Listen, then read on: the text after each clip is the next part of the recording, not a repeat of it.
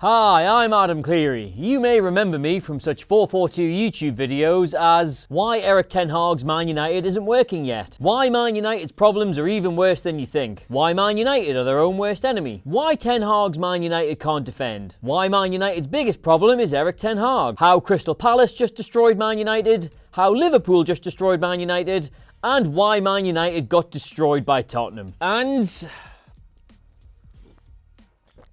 yeah.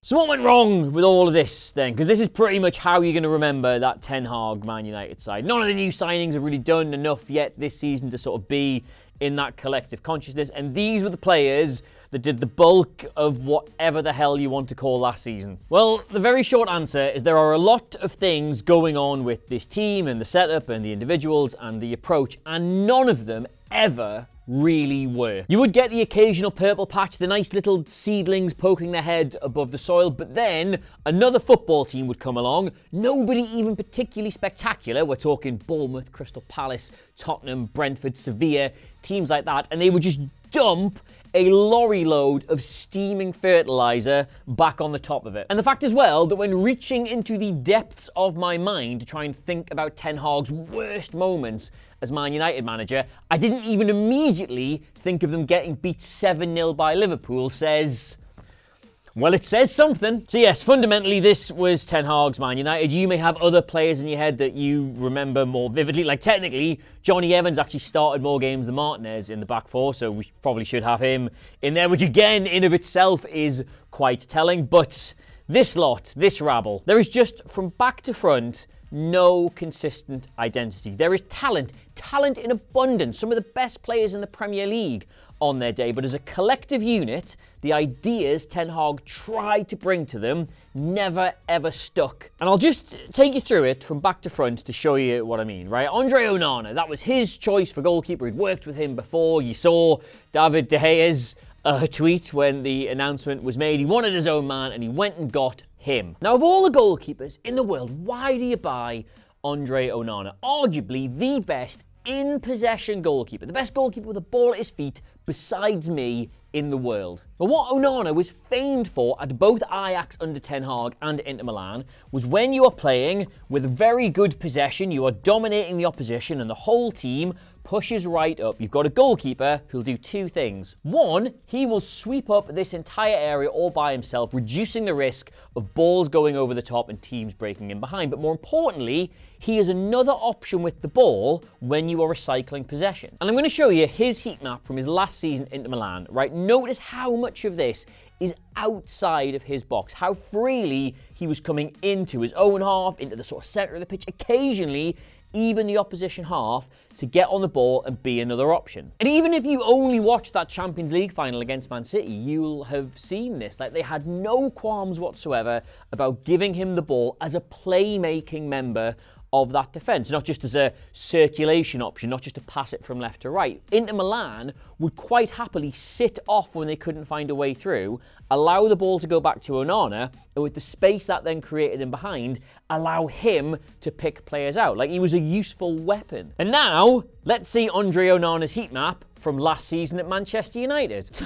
Well, that's weird, isn't it? Andre Onana is suddenly not able to push up behind a really advanced back four. Why do you think that is? Well, it is because of the quite frankly insane disconnect Ten Hag had between Man United as an attacking model and as a defensive one. Like, you would almost always set them up in this 4-2-3-1, but how that would morph in possession is you'd have Casemiro usually sit in front of the defence. Ďálo, usually at left back, would push all the way up into the attacking thing. The number 8 would go and join there. Fernandes would go join the centre forward. You basically have this quite flat, quite unflexible 6 up front, one midfielder behind them, then the defence would sort of, not even very well, shuffle across into a 3. This wasn't like a fever dream or something. The reason he wanted to do it was because he kept saying he wanted to make Man United the best transitional team in world football, or words to that effect. Basically, he wanted lots of high turnovers, he wanted to be really aggressive, he wanted to be hounding teams in their own half to get the ball, turn it over and score goals. And fair play, we can all do maths. The more players you commit to that endeavour,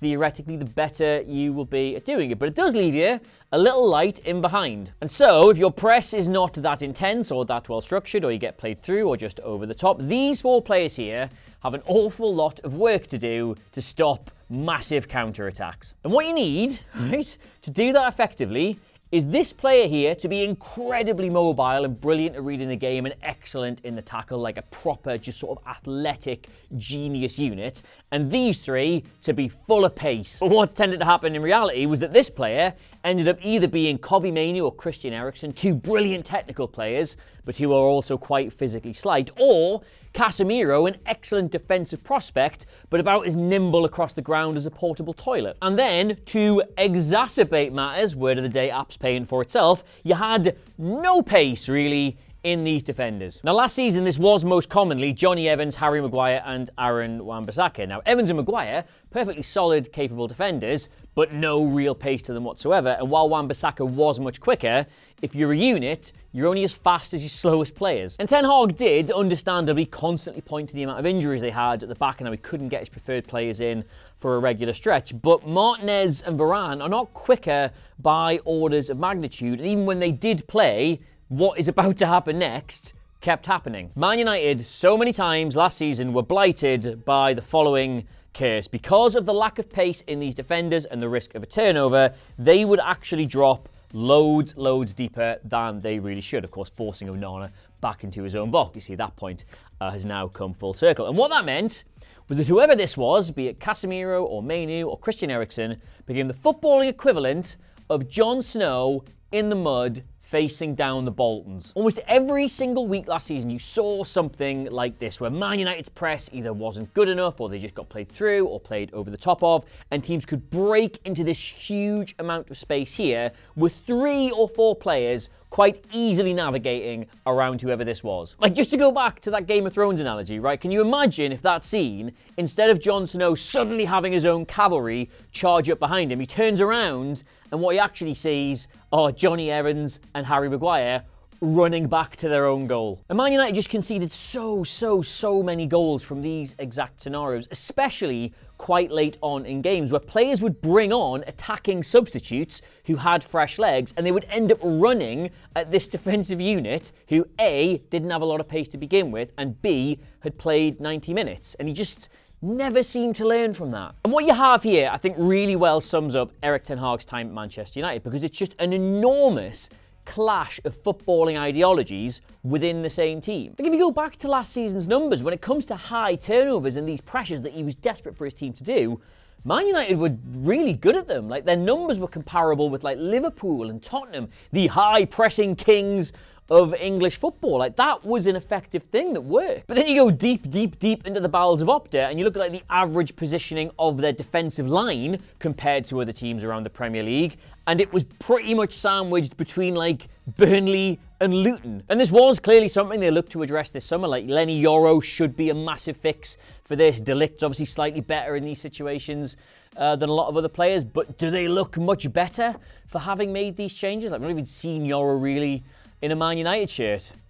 No. And you will, like, undoubtedly have seen this stat or something like it over the last few months when it comes to the amount of chances they allowed their opponents to have, which I think is a really good measure of the control you have of games. Like, your attempts on goal, yeah, okay, that's kind of useful, but you might just be springing counter-attacks. It might all be a bit frenetic. And possession, yeah, that is a good indicator, but teams do have possession for possession's sake. What everybody's trying to do, ultimately, stop the opposition doing anything. So, yeah. In terms of the amount of chances Manchester United playing this way last season were allowing their opponents to have, they were second bottom in the league. They conceded only 11 chances less than possibly one of the worst Premier League teams we've ever seen, Sheffield United, and 369 more than Manchester City. And if you were sitting there quite understandably thinking, like, how can you be that far down the table for chances conceded and not somehow get relegated? Well, first off,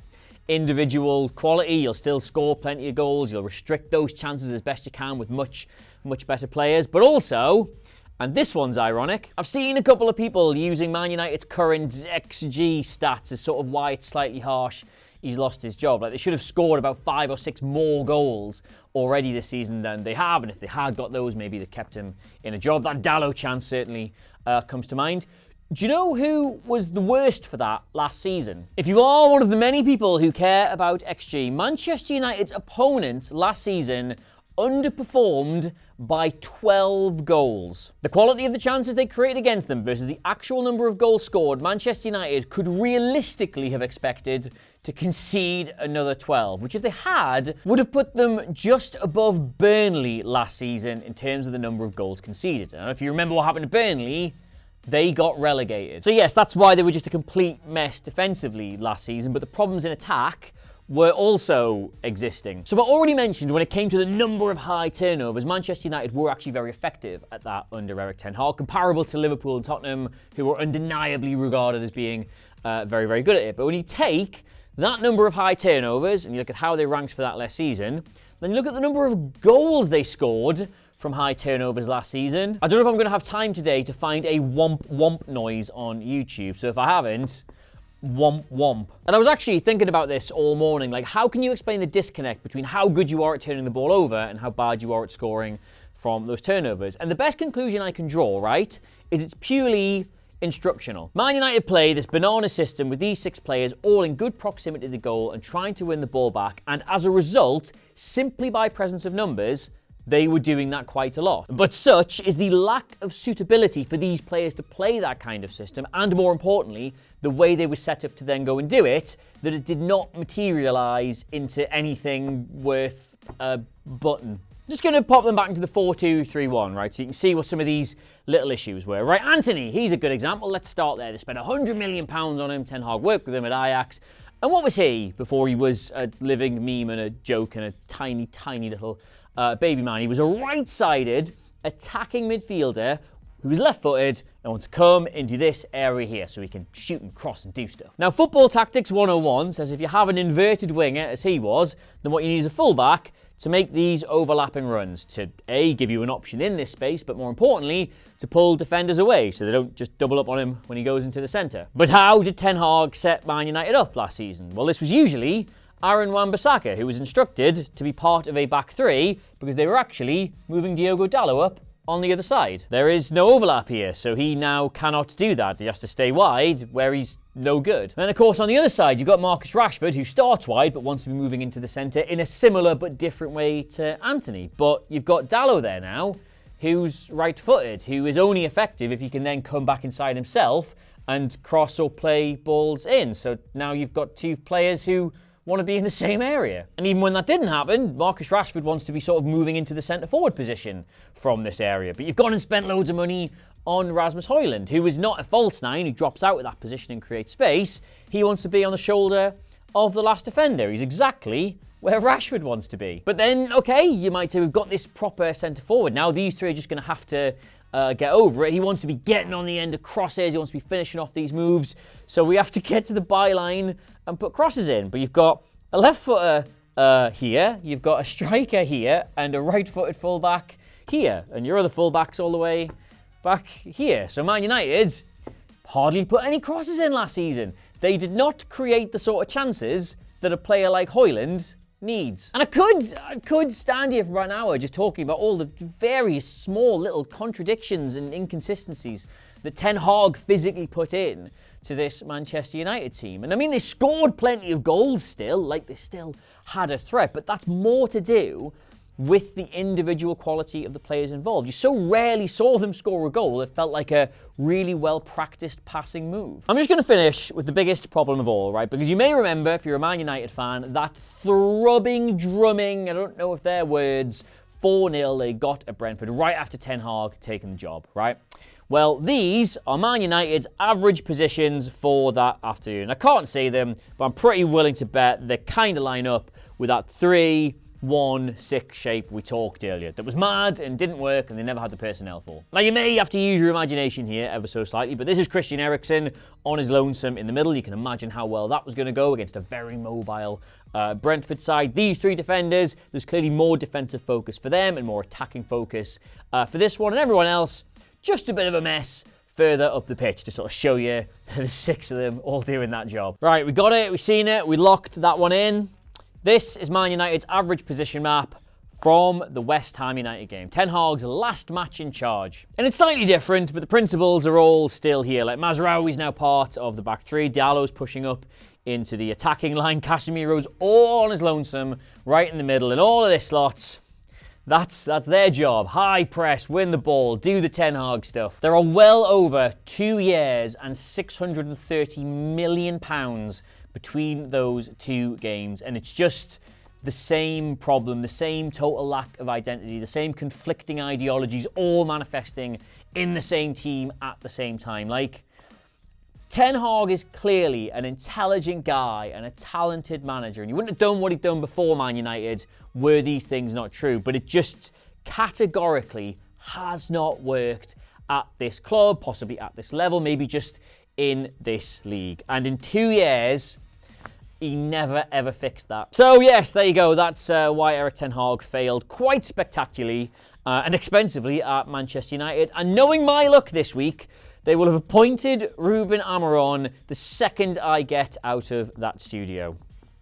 Oh well, I will obviously be doing a video on that at some point, but these take a whole day to like film and edit, and them doing this yesterday afternoon when I was knee deep in Arsenal and Liverpool, that serves me right for all the times I've called him. Anyway, though, far more important than whatever I've got to say, are you a Manchester United fan? How do you feel about this? The comment section is down below. I will be in there sort of wading through stuff. I would love to know if this feels like it's been long overdue. Is it a relief? Is it kind of unfair? Because they have been better this season, even if the results haven't necessarily been. I would love to know your thoughts, your feelings, any lyrics, verse, poetry you have deep in your heart. Let's share it. Let's get it out there. Usual quick attempts to sell you stuff before I go. The limited edition, very limited, there's only a few left, 442 30th anniversary shirt made by 𝗕𝗓𝗡, who are legends just like us. That's available from the website. There will be a link in the description for that. It is £44.20. I got told off for just guessing £42. It's gone up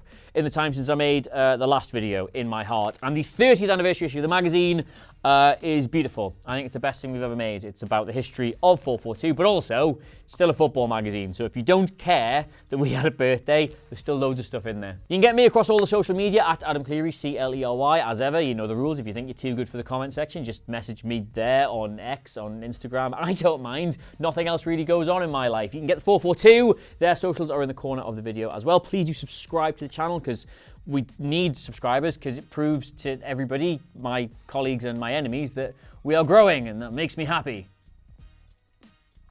Until next time, though, I can't believe I'm making this video in October 2024 as opposed to literally any other month last season. But that's the way it goes. Goodbye to you, and if you're watching, Eric, goodbye also. It's been